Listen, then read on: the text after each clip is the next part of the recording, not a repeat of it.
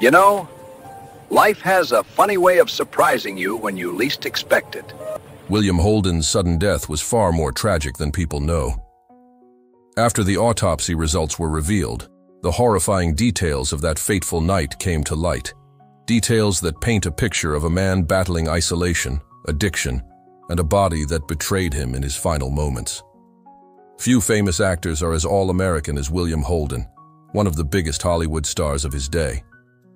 Holden's handsome features seduced everyone around him. Underneath his pretty face, however, was a man with a troubled life who constantly struggled with the demons of addiction. Needless to say, Hollywood's golden boy hid many dark secrets beneath his perfect exterior.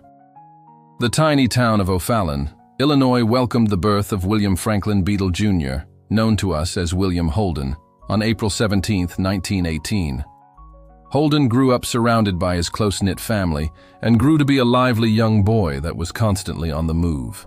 His life in O'Fallon was idyllic, but perhaps a bit boring. The boredom suddenly broke when a family emergency changed his life forever.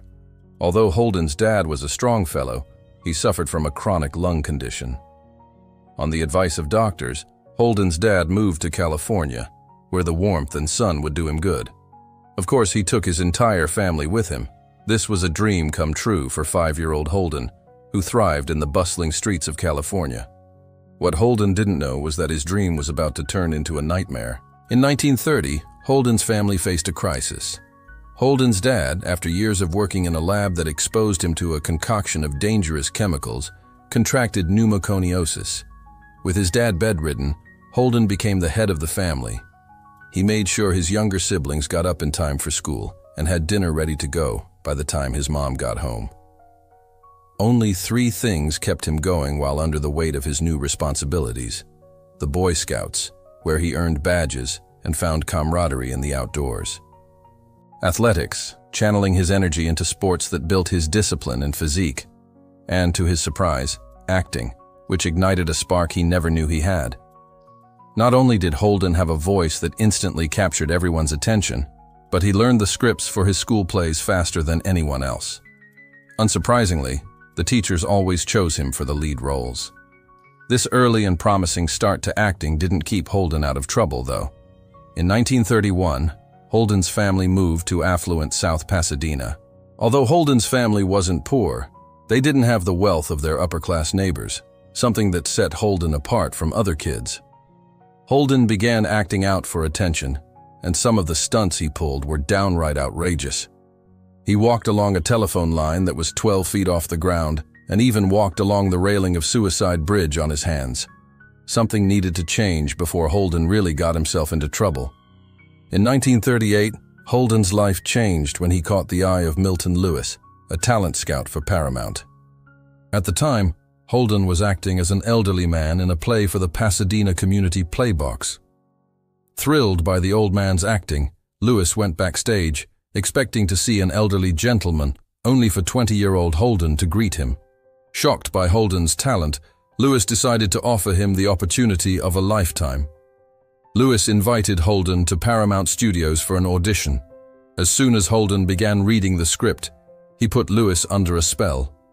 The talent scout described his voice as the voice of a mature man, warm and resonant, rising from deep within him. Paramount executives offered Holden a position as a contract player for 7 years. And thus, Holden's life as an actor began. The rest of his career wouldn't go this smoothly, however. Paramount grouped Holden with a bunch of other talented young actors and dubbed the group the Golden Circle.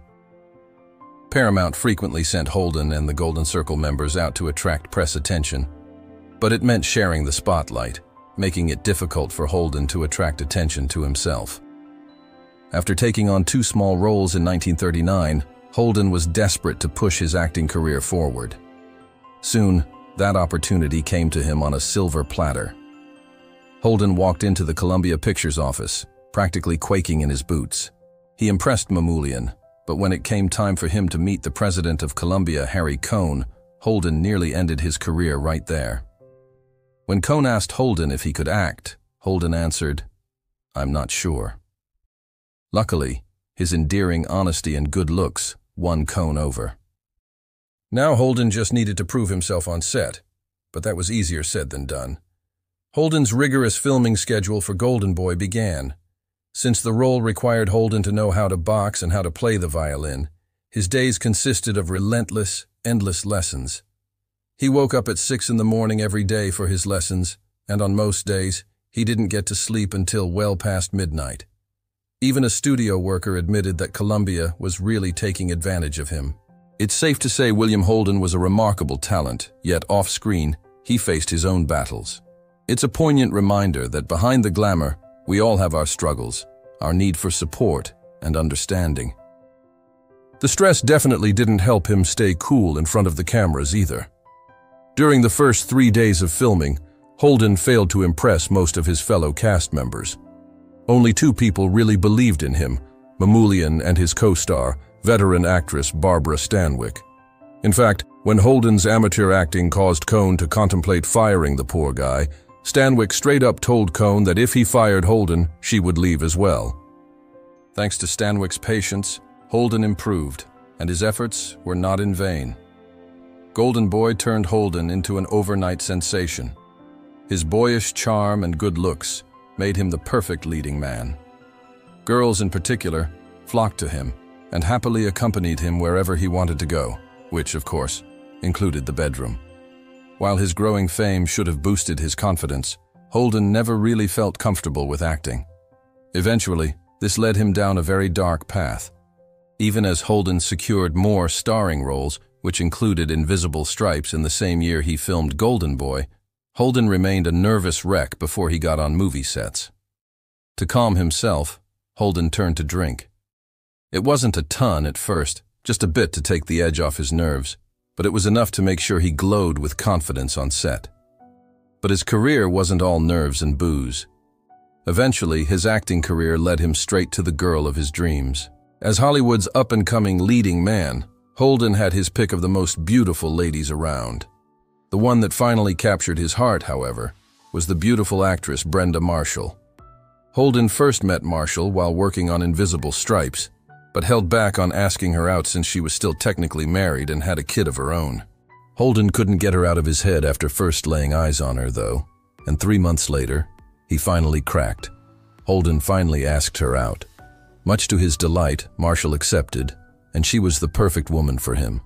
He pushed her to officially divorce her husband so they could start a life together, which, of course, she eventually did. In July of 1941, Holden suggested that they elope in Las Vegas, but this adventure nearly ended in disaster. Due to his filming schedule and his desire to keep his wedding plans hush-hush, Holden ended up missing his own wedding. Filming for the remarkable Andrew went 2 hours past schedule. By the time he and his fiancée arrived in Las Vegas, the minister they booked was long gone. Holden and Marshall had to beg the minister to carry out the ceremony in their tiny hotel room. Just as they were about to start their lives together, however, a huge problem arose. Around this time, World War II rocked the lives of everyone in the United States, and that included Holden's as well. Caught up in the patriotic fervor of the nation, Holden enlisted, leaving his new wife behind and putting his acting career on hold. After filming 3 more movies between 1941 and 1942, Holden left for the airbase near Fort Worth, Texas. It ended up being one of the worst experiences of his life. Being a celebrity, Holden wasn't called to combat duty as he'd hoped. Instead, he spent his days starring in endless rounds of rallies, talent shows, and training films. Holden felt guilty. He wanted to put his life on the line like his brother.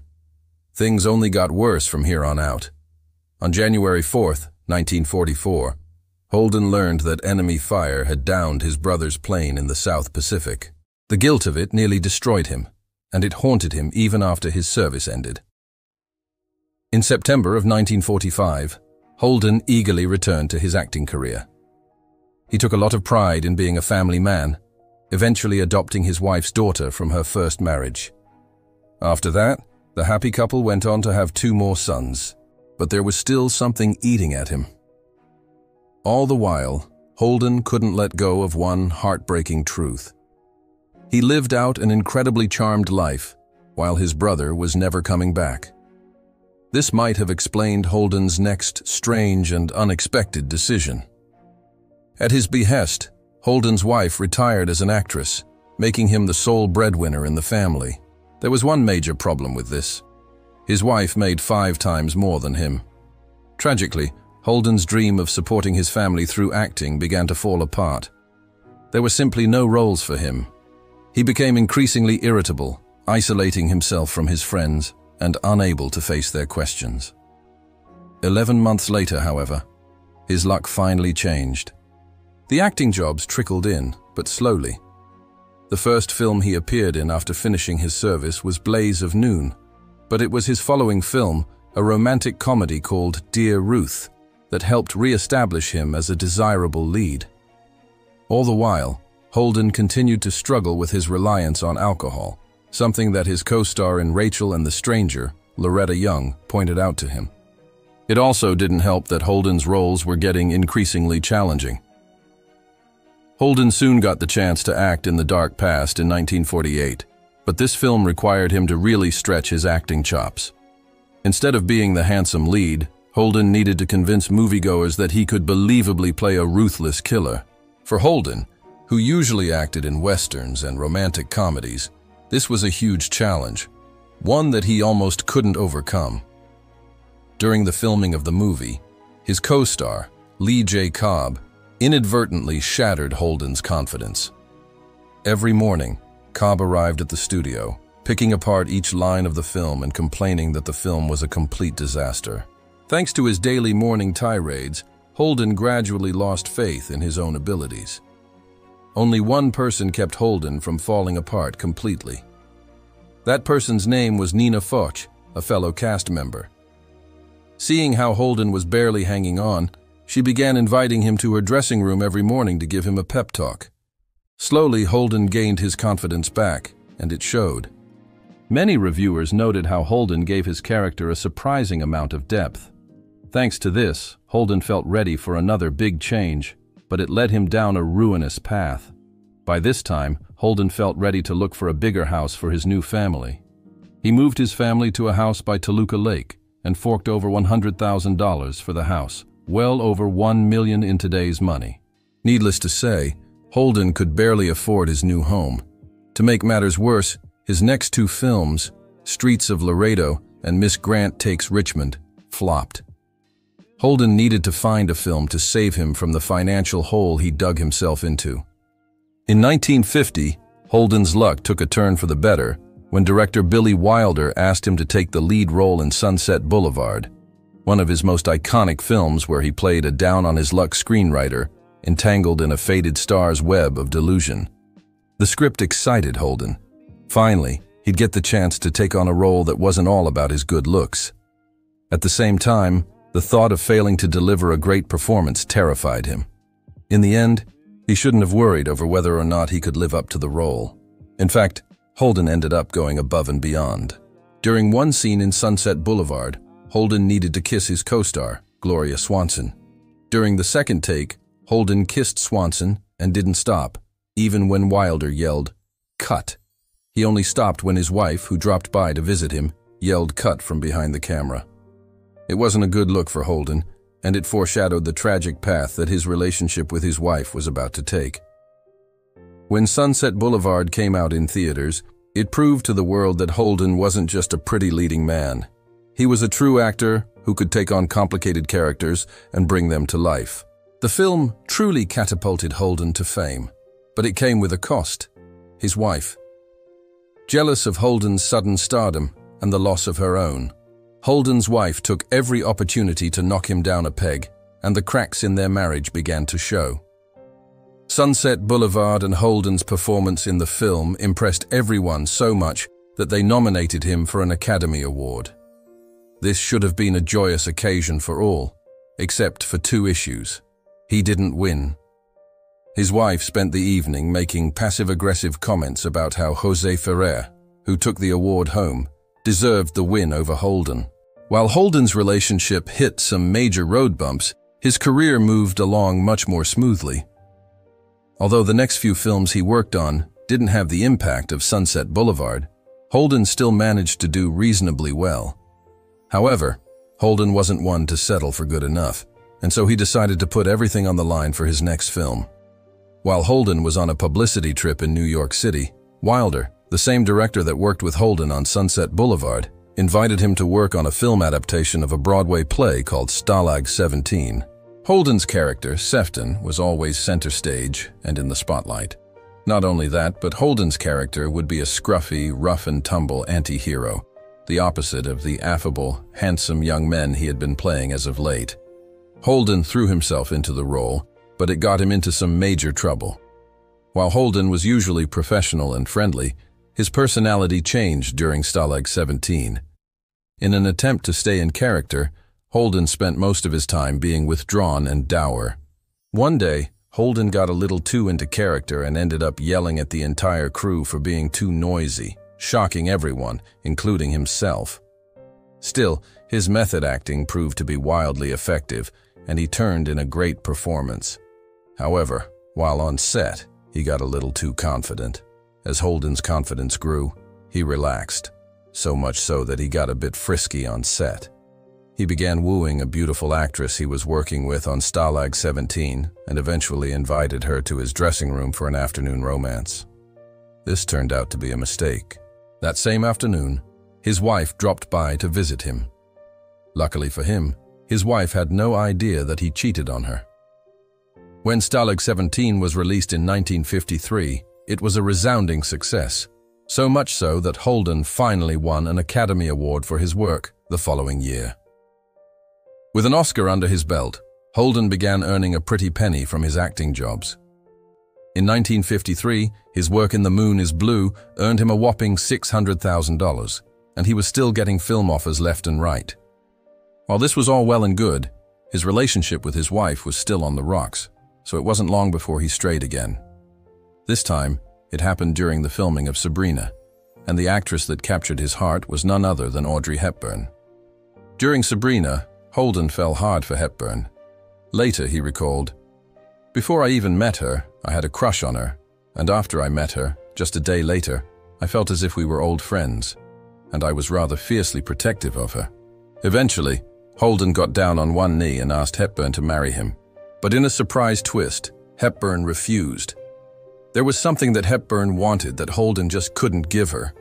According to rumors, Hepburn wanted to have children of her own. Holden, having had a vasectomy, was no longer able to have children. Shortly after Sabrina completed filming, their affair fizzled out. In 1954, Holden appeared in The Country Girl and worked with a beautiful actress named Grace Kelly, and soon fell head over heels in love with her. He began having an affair with her, but soon Confidential magazine found out about it and ran an article about their illicit tryst. The article caused some damage to his career, but it didn't stop him from taking things a step further with his new lady love. In private, Holden and Kelly carried on with their affair. Soon, Holden wanted more and asked Kelly for her hand in marriage. Unfortunately for Holden, this plan fell through. You see, Kelly was deeply religious, and Holden, in his own words, refused to let any church dictate what I could do with my life.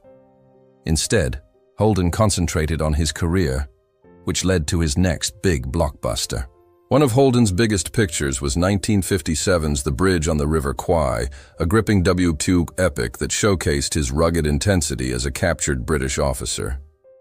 The film was a huge commercial success, and Holden made over $2.5 million from the film. At the time, this was one of the best deals ever for an actor to score. As the 1960s dawned, Holden's career evolved into grittier territory. In 1969, he starred in Sam Peckinpah's revolutionary western, The Wild Bunch, playing the weary outlaw Pike Bishop in a blood-soaked tale of outlaws facing obsolescence, a role that redefined violence in cinema and earned Holden raves for his world-weary charisma. Then, in 1976, he delivered a powerhouse performance in Network as the cynical TV executive Max Schumacher, earning his second Oscar nomination in a satirical takedown of media madness that still resonates today. These late career triumphs solidified Holden's legacy as a versatile icon, blending charm with raw depth across decades. In the early 1960s, Holden left for Africa to film The Lion. This time, his female co-star was a French actress named Capucine. Unsurprisingly, Holden fell in love. During one of his wife's visits to the set in Africa, the two argued fiercely, which the crew guessed was due to his affair with the beautiful Capucine. This emotional and physical strain began to take its toll on him. Holden's drinking also went off the rails. This led to a horrifying moment for Holden. His excessive imbibement caused him to collapse. They rushed him to Lausanne Hospital in a semi-conscious state, where both his wife and Capucine watched over him. When Holden awoke, he had devastating news for his wife. Holden told his wife that their marriage was over. He was done with romance, including the one he had with Capucine. He spent the next several years concentrating on his other interests, straightening out his health and reviving his film career. He never truly shook off his drinking problem. In the end, the bottle was his Achilles heel. But Holden's passions extended beyond the screen. He became a devoted wildlife conservationist, founding the Mount Kenya Game Ranch, now the William Holden Wildlife Education Center in Kenya, to protect endangered species, a cause his family continues to champion today. On November 12, 1981, after years of recognition for his successful films and charity work, Holden lost his life in the most heartbreaking way imaginable. Recent examinations of his autopsy records and the Santa Monica apartment where he spent his final years reveal even more layers of tragedy. Alone and intoxicated in his modest one-bedroom unit, far from the glamour of his heyday, Holden, then 63, slipped on a throw rug after a night of heavy drinking. Holden's family legacy endures quietly today. His adopted daughter, Virginia Joan Ray, from Brenda's first marriage, has largely stayed out of the spotlight, but honored her father's conservation work by supporting wildlife initiatives in Kenya. His sons, Peter West Holden and Scott Porter Holden, both pursued acting briefly before stepping away. Peter, who battled similar demons with alcoholism, passed away in 2014 at 71 from health complications tied to his struggles. Scott, now in his late 70s, lives a private life in California, occasionally sharing warm anecdotes about his father's kindness in rare interviews, emphasizing how Holden's love for family and nature shaped their values. Though the direct line keeps a low profile, Holden's grandchildren and great-grandchildren carry on through philanthropy, with recent 2025 Family Tree documentaries highlighting untold stories of resilience amid Hollywood's shadows. That is going to bring us to the end of the video on William Holden. If you enjoyed this video, please leave a like rating, comment below, subscribe for more, and Timeless Voices will be back with a brand new video very soon.